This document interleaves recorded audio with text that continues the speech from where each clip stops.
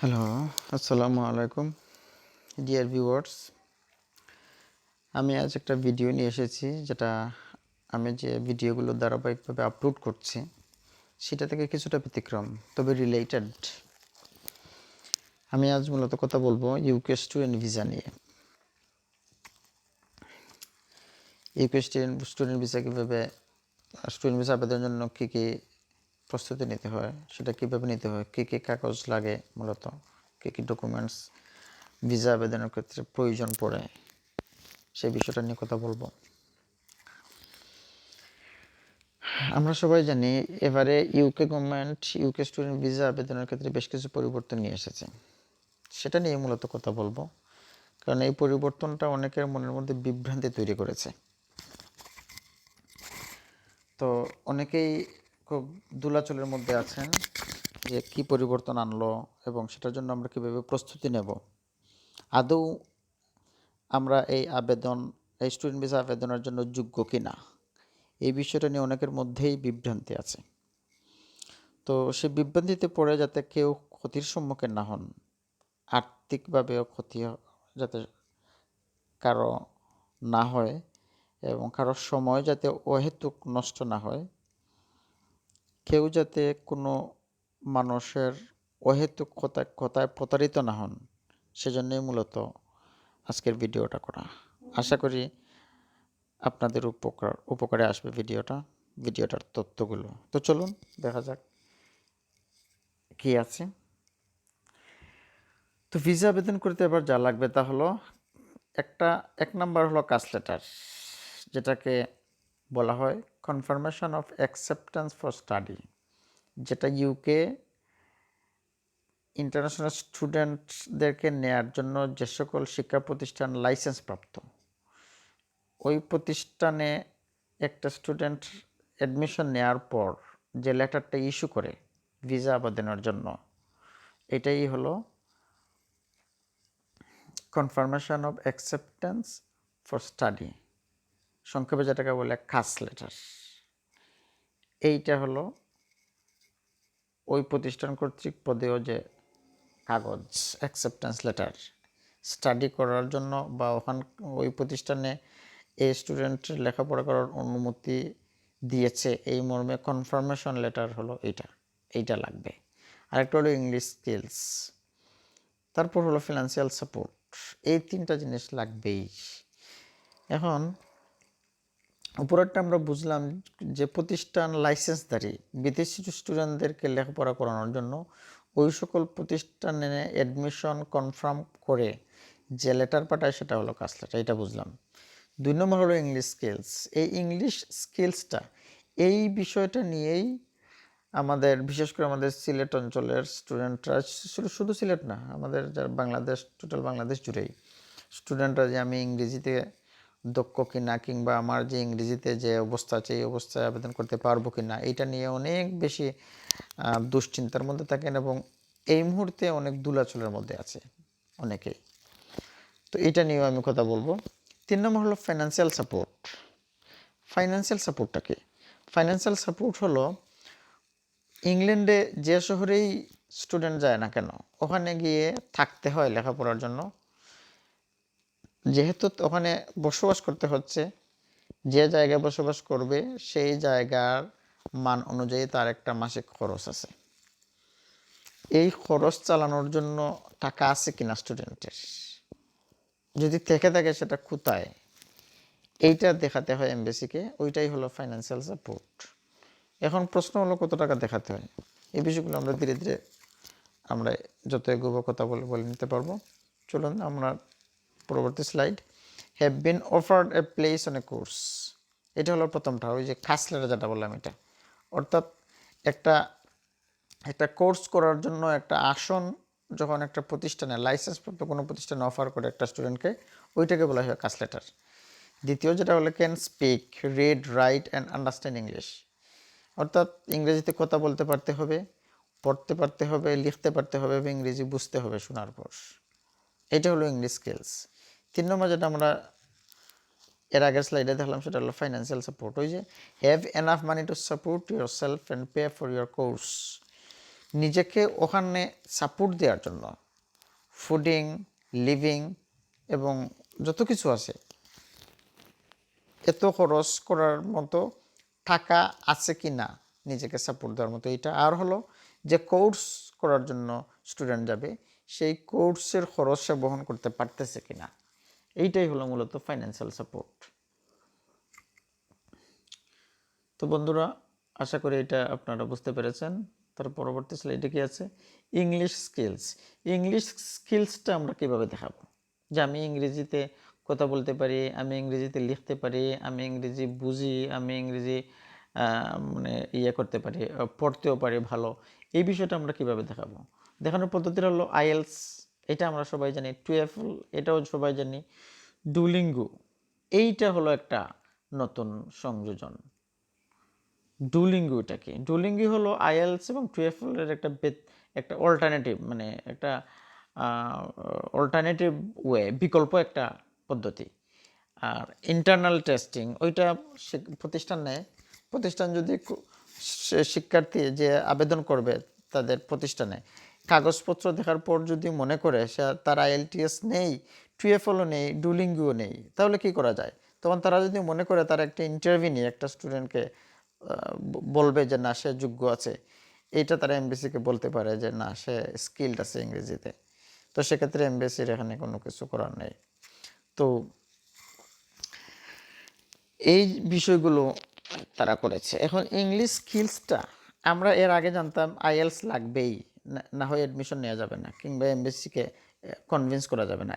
এবার যেটা করেছে ইকো গভর্নমেন্ট, এই জায়গায় কিছুটা পরিবর্তন হয়েছে। সেটা হলো আগে এমবিসি দেখতো যে ওর ইংলিশ স্কিলসের কোনো সনদ আছে কিনা, যেমন টুয়েফল বা আইএলসের সার্টিফিকেট আছে কিনা, তার কি আছে, কিংবা সে যে প্রতিষ্ঠানে লেখাপড়া করেছে বাংলাদেশে ওই প্রতিষ্ঠানে কি পড়েছে, সে কীভাবে পড়েছে, এই বিষয়গুলো আগে এমবিসি দেখতো। এখন যেটা করেছে ওইটা সংশ্লিষ্ট প্রতিষ্ঠানের উপর তারা ছেড়ে দিয়েছে।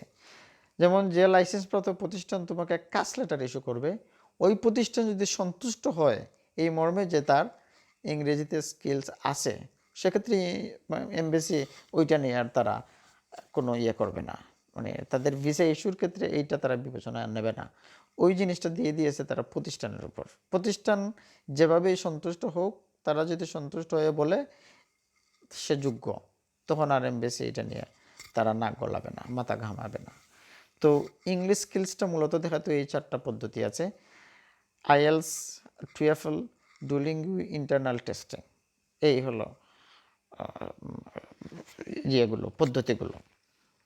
তারপর কি আছে দেখি, তারপর হলো ফাইন্যান্সিয়াল সাপোর্টটা, এইটা নিয়ে অনেকের মধ্যে ঘুরপাক খায়, তাহলে কত টাকা, আমি কত দেখাবো, আমি ওখানে কত টাকা খরচ করা যাবে, কত টাকা দেখালে এমবেসি মনে করবে না আমি আমাকে সাপোর্ট দিতে পারবো, এই বিষয়টা আমি হিসাব করে আপনাদেরকে বুঝিয়ে দিচ্ছি। এখন কেউ যদি এমন একটা প্রতিষ্ঠানে অ্যাডমিশন নেন, এমন একটা লাইসেন্সধারী প্রতিষ্ঠানে অ্যাডমিশন নেন যে প্রতিষ্ঠানটা লন্ডন সিটির এরিয়াতে পড়েছে, এক্ষেত্রে খরচটা একটু ভিন্ন। খরচটা কি, 1265 পাউন্ড, 1265 পাউন্ড পার মান্থ নিজেকে সাপোর্ট দেওয়ার জন্য দেখাতে হবে লন্ডন সিটিতে, যদি ওই প্রতিষ্ঠানটা লন্ডন এরিয়াতে যদি ওই প্রতিষ্ঠানটা লোকেশন হয়ে থাকে, ওই প্রতিষ্ঠান যে প্রতিষ্ঠানে একটা স্টুডেন্ট ভর্তি হয়, তাহলে দেখাতে হবে প্রতি মাসে সে খরচ করার ক্যাপাসিটি থাকতে হবে তার 1265 পাউন্ড। তো এইরকম করে কত মাসের খরচ দেখাতে হবে, এটা আরেকটা কোয়েশ্চেন। এইরকম করে খরচ দেখাতে হবে কমপক্ষে 9 মাসের, অর্থাৎ 1265 পাউন্ড করে কমপক্ষে 9 মাস নিজেকে সাপোর্ট দিতে পারতেছে একটা স্টুডেন্ট, এই পরিমাণ টাকা সে তাকে দেখাতে হবে। তাহলে কত টাকা দাঁড়ালো, 11,385 পাউন্ড। 9 দিয়ে 1265-কে গুণ দিলে 11,385 পাউন্ড। তবে কেউ যদি 10 মাসের খরচও দেখাতে পারে সেটা ভালো, তো কমপক্ষে 9 মাসের। ইন দ্যাট কেস এখানে 11,385 পাউন্ড তাকে দেখাতে হবে, ঠিক আছে। এইটা কিন্তু আবার এরকম হিসাব করলে চলবে না যে আমি টিউশন ফি যেটা দেব ইউনিভার্সিটি কিংবা কলেজে, ওইটাও এইটার ভেতরে না, এটা নিজেকে সাপোর্ট দেওয়ার জন্য। 2 নম্বর হলো লন্ডন সিটি এর বাইরে হলে দেখাতে হবে প্রতি মাসে খরচ করার ক্যাপাসিটি আছে তোমার কাছে 1015 পাউন্ড করে। তো সেক্ষেত্রে 9 মাস 9135 পাউন্ড, 9 মাসের সমপরিমাণ খরচ তোমাকে দেখাতে হবে অ্যাকাউন্টে। প্রতি মাস হিসেবে কমপক্ষে 9 মাস পর্যন্ত যা বাংলাদেশি টাকায় হয় 13 থেকে 14 লক্ষ টাকা। এখানে পাউন্ডের রেটটার মধ্যে ভেরি করে, আমি এইটা 13-14 লক্ষ টাকা ধরেন 113-14 টাকা এরকম হিসাব করে আমি এটা করেছি আর কি। আমি এই অঙ্কটা টেন্টেটিভ একটা অঙ্ক, তবে আমার সাজেশন হলো আপনারা 15 লক্ষ টাকা দেখাবেন, কারণ পাউন্ডের দাম অনেক সময় বেড়ে যায়। এইটা হলো বিষয়। এই পরিমাণ টাকা দেখাতে হয় অ্যাকাউন্টে। এখন কতদিন দেখাতে হবে? দেখাতে হবে ভিসা বেতনের কমপক্ষে 28 দিন পূর্ব থেকে আছে অ্যাকাউন্টে এই টাকাগুলো। এইরকম হিসাব করে টাকা দেখাতে হবে নিজের অ্যাকাউন্টে। ঠিক আছে, এই হলো ফাইন্যান্সিয়াল সাপোর্ট, এইভাবে দেখাতে হয়। এখন যদি কেউ যে কোর্সটা করার জন্য যাবে সেই কোর্সের কোনো প্রতিষ্ঠান এরকম সুযোগ দেয় যে 6 মাসের পেমেন্ট আগে দেবে, বাকি টাকা পরে দেবে ওখানে যাওয়ার পর। সো সেক্ষেত্রে বাকি টাকা যে দেবে এসে, এই টাকাগুলো কিন্তু এর সাথে অ্যাড করতে হবে। ধরো একটা ইউনিভার্সিটি বা কলেজের 10,000 পাউন্ড আছে তাদের বার্ষিক টিউশন ফি। এখন কেউ একজন দিল 6,000 পাউন্ড, বাকি থাকলো তার 4,000 পাউন্ড। এই 4,000 পাউন্ডও কিন্তু এখানে অ্যাড হবে। ধরো ওটা লন্ডন সিটির বাইরে, এখানে আছে 9,135 যোগ হবে ওই 4,000 পাউন্ড, তারপর যত টাকা হয় তত টাকা দেখাতে হবে। এই হিসাবটা কিন্তু বুঝতে হবে, সেজন্য আমি এটা ক্লিয়ার করে দিলাম। আপনারা এইরকম হিসাব করে কিন্তু টাকা আপনাদের অ্যাকাউন্টে রাখবেন, আদারওয়াইজ রিজেক্ট হবেন আপনারা। এবার আসেন, এবারে যে সুযোগটা দিছে ইউকে গভর্নমেন্ট সেটা হলো সবচেয়ে বড় সুযোগ, যেটা সেটা হলো কাজের সুযোগ। এতদিন কিন্তু মানে কাজের সুযোগ ছিল না শিক্ষার্থীদের, এবার কিন্তু কাজের সুযোগটা দিয়েছে। কাজের সুযোগ কিন্তু 2 ধরনের, একটা হলো স্টাডি চলা অবস্থায় কাজের সুযোগ, আর একটা হলো আফটার স্টাডি শেষ হওয়ার পর কাজের সুযোগ। এখন স্টাডি চলাকালীন অবস্থায় একটা স্টুডেন্ট 20 ঘন্টা কিন্তু কাজ করতে পারবে প্রতি সপ্তাহে, আর হলিডেতে ফুল টাইম কাজ করতে পারবে। অর্থাৎ প্রতি সপ্তাহে কিন্তু একটা জিনিস করতে হবে, নিশ্চিত করতে হবে, সেটা হলো 15 ঘন্টা স্টাডির জন্য 15 ঘন্টা। এটা আমি এখানে উল্লেখ করি না, কিন্তু এটা জেনে রাখতে হবে তোমাদের। 15 ঘন্টা কিন্তু study 15 hours for study per week, you have to remember, মনে রাখতে হবে তোমাদের এটা। তারপর দ্বিতীয় যেটা, সেটা হলো স্টাডি শেষে গ্রাজুয়েট কিংবা পোস্ট গ্রাজুয়েট লেভেলের পর, গ্রাজুয়েট লেভেল কিংবা পোস্ট গ্রাজুয়েট লেভেল, কেউ যদি পোস্ট গ্রাজুয়েটের জন্য যায় তাহলে ওই স্টাডির পরে, কেউ যদি গ্রাজুয়েটের জন্য যায় গ্রাজুয়েট কোর্সটা করার পর, অর্থাৎ যে কোর্সের জন্য যাবে ওই কোর্সটা করার পর তারা কাজ খোঁজার জন্য সুযোগ পাবে 2 বছর পর্যন্ত, যে কোনো দক্ষ কাজ খোঁজার জন্য সুযোগ পাবে। ধরো 2 বছর পরে কাজ পাচ্ছে না, কিন্তু তাকে ইউকে গভর্নমেন্ট দেবে না, লিগেলি সে ওখানে অবস্থান করতে পারবে। তারপর কাজ পাওয়ার পর ওই কাজের উপর ভিত্তি করে সে অন্য কোনো অবস্থা তার তৈরি করবে, সেটা ভিন্ন একটা বিষয়, এটা আমি এখানে বলতে চাচ্ছি না। তবে এখানে হলো স্টুডেন্ট ভিসাদারি যারা, তাদের জন্য এই সুযোগটা ইউকে গভর্নমেন্ট দিচ্ছে। পিএইচডি হোল্ডার যারা আছে তাদের জন্য একটু ভিন্ন, তারা সুযোগ পাবে 3 বছর পর্যন্ত কাজ খোঁজার সুযোগ। ঠিক আছে, এই হলো কাজের সুযোগ। এবার যেটা ইউকে গভর্নমেন্ট ইনক্লুড করেছে, অর্থাৎ এই ফেসিলিটিটা তারা দিচ্ছে ইউকে স্টাডি করার জন্য যারা যাবে বিভিন্ন দেশ থেকে। এই হলো মানে এবারে যে পরিবর্তনটা এনেছে। তো আমি এখানে আরও কিছু বিষয় রয়ে গেছে, সেটা হলো ওই যে ইংরেজি ক্ষেত্রে, মানে স্কিলের ক্ষেত্রে, যেটা ওই যে আইএলস, টুয়েফল, ডুওলিঙ্গু, ইন্টারনাল টেস্টিং, ডুওলিঙ্গু ওইটা নতুন একটা শুনছি, ওইটা কি? এইটাই আইএলসের যে কম্পারেটিভ যে একটা আছে তাদের অবস্থা, এই অবস্থা নিয়ে আমি পরবর্তীতে আরেকটা ভিডিও দেব, এটা লম্বা হয়ে যাবে। আমি পরবর্তীতে আরেকটা ভিডিও দেব যে ডুওলিঙ্গুটা কত পেলে এবং কিভাবে সেটা পরীক্ষা দিতে হয়, প্রস্তুতি কিভাবে নিতে হয়, এবং এইটাতে কত নাম্বার পেলে আইএলস কিংবা টুয়েফলের সাথে কোন লেভেল পর্যন্ত যাবে, আইএলসের কোন পয়েন্টের সাথে ডুওলিঙ্গুর কত মার্কস রিলেভেন্ট হয়, এই বিষয়টা নিয়ে আমি পরবর্তীতে আরেকটা ভিডিও তৈরি করব। তো ঠিক আছে বন্ধুরা, আজ এ পর্যন্তই আশা করি এইটা থেকে অনেকের মনের মধ্যে অনেক প্রশ্ন আছে, অনেক বিভ্রান্তি আছে, এটা দূর হয়ে যাবে। বিশেষ করে ফাইন্যান্সিয়াল সাপোর্টটা কীভাবে তৈরি করতে হবে, কাজের সুযোগ আপনারা কী পাবেন ওখানে গিয়ে, এই বিষয়গুলো আমি আশা করি আপনাদের ক্লিয়ার হয়ে গেছে। আমার সাজেশন থাকবে, কিছু ব্যাংক আছে বাংলাদেশে, এই ব্যাংকে আপনারা নিজে যাবেন। আপনারা অন্য কোনো মানুষকে দিয়ে, কোনো এজেন্সি বা কোনো থার্ড পার্টি দিয়ে আপনারা ব্যাংক স্টেটমেন্ট করাবেন না। এতে ফেক কিংবা জালিয়াতির সুযোগ থাকে। তাতে এমবেসি যদি কোনো ধরনের ধরেন কোনো ফেক কোনো কাগজ এমবেসির হাতে যায়, যেটা আপনি জমা দিয়েছেন আপনার নামে, তো সেক্ষেত্রে যদি এমবেসি সেটা ডিটেক্ট করতে পারে, আপনি কিন্তু 10 ইয়ার্সের জন্য ব্যান্ড হয়ে যেতে পারেন ফর 10 ইয়ার্স।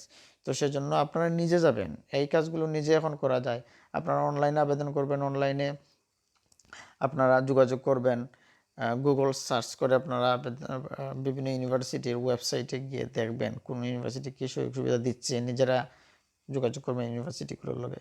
ব্যাংকের সাথে আপনি নিজে গিয়ে কথা বলবেন, ম্যানেজার সাহেবের সাথে। অনেক ব্যাংক আছে এরকম স্টুডেন্ট ভিসা আবেদনের জন্য, তারা লোন সিস্টেম তাদের কাছে আছে।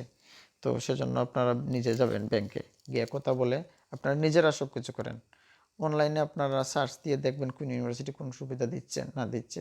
আপনারা যদি UK universities and college list লিখে গুগলে গিয়ে সার্চেন, সবগুলো চলে আসবে। আপনি একটা একটা করে দেখেন সময় নিয়ে। কেন আপনারা থার্ড পার্টির সহযোগিতা নেবেন? তো সেজন্য আমি সবাইকে আহ্বান করব, আপনারা যেই যে ভিসা আবেদনের জন্য আপনারা শুরু করেন না কেন, নিজেরা আবেদন করবেন, নিজেরা সব কিছু গিয়ে করবেন। একটু কষ্ট করে, সেটা তো নিজের জন্য কষ্ট করতেছেন, কোনো কারো কাছে গিয়ে আপনারা ক্ষতিগ্রস্ত হবেন না। সেজন্যই আমার এই উদ্দেশ্যেই আমি ভিডিওটা করেছি। তো ধন্যবাদ সবাইকে, আশা করি আপনাদের উপকারে আসবে। আসসালামু আলাইকুম।